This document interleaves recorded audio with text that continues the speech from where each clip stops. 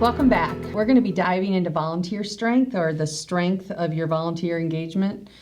Tony, you know that when we work with churches that are looking to launch their first multi-site, this is one of the key areas we talk through them with all the time, right? It's critical for a healthy launch to have that volunteer strength.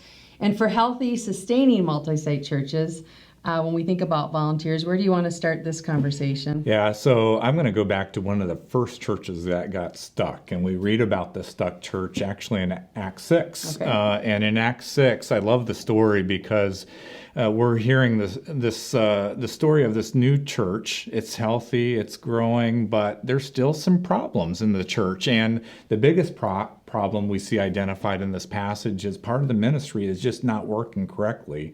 And it's the taking care of the widows in the church, and especially keeping them fed through the food distribution in the church. And so, by the way, this was a big problem because when you look at that passage, God's plan was simply that the leadership of the church would be about two things: teaching God's word and being in prayer. And what ended up happening is the leadership was being pulled into other aspects of the ministry, which is a good reminder for all of us that we can be doing the things of God. We can be involved in His ministry, but not be doing the ministry God's called us to.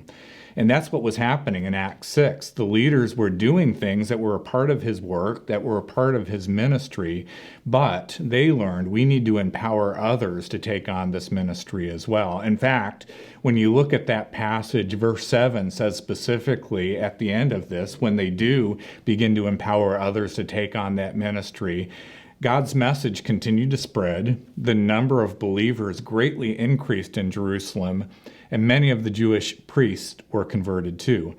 In other words, there seems to be a direct correlation between giving ministry away to others and the overall health and growth of a church. And you and I know from our experience that that's certainly the case for multi-site churches. It's really impossible for multi-site churches to remain healthy and experience growth unless they give ministry responsibilities away to volunteers. Right. So what do you think are a few of the most important steps or disciplines that churches need to build into their volunteer engagement strategy? That's a good question. I think the first is just figuring out who's going to be the champion of volunteer engagement for our teams. And it's very true, the statement, when everyone owns it, no one really owns it. And that's one of the challenges in churches is we're rightly telling our ministry leaders, part of your responsibility is to build volunteer teams.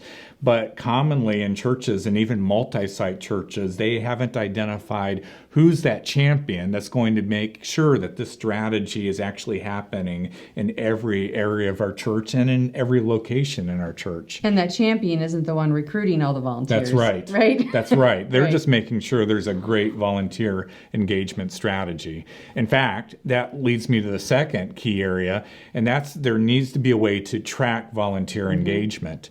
And again, we see this in all the other areas of our church. We really have to measure and monitor the areas where we want to see movement, where we want to see people taking their next steps. And if we're going to really empower people to engage in ministry, we have to be tracking that in our churches as well. Well, our vital signs metrics, it shows that the average church hires a full-time person, full-time equivalent to their staff team for about every 70 people that actually attend the church.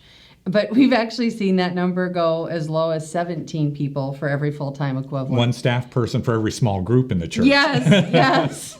And we actually challenge churches to get to that 1 to 100, right? Yeah. A place of health. And I believe the heart behind that is if churches overstaff, it can really lead to under volunteering. And talk about that a little bit. Yeah, well, again, I don't want to get all biblical on you, but this is an Ephesians 4 principle here. Yeah, I'm sorry to do that. And in Ephesians 4, Paul reminds us that our responsibility is to equip God's people to do the work of That's God. Right. And so the challenge or encouragement for you is that when staff does everything, it communicates, we don't need your help. We don't need you to serve. And then also when the staff does everything, the staff isn't focused on building teams and giving ministry away. And that's why I've encouraged for staff, when you're developing job descriptions, for every person, for every role, that very top responsibility should be to build teams and give ministry away. That's good. In fact, what we see is churches with high volunteer engagement tend to have fewer staff who are higher capacity leaders. And the side benefit of that is when you have fewer higher capacity leaders, you can afford to pay those leaders more as well. So this is a good thing for everyone. Everyone dialed in now? So as it relates to leading an Unstuck multi-site church, the big idea is that successful campus launches are dependent on building strong ministry teams, primarily through volunteers.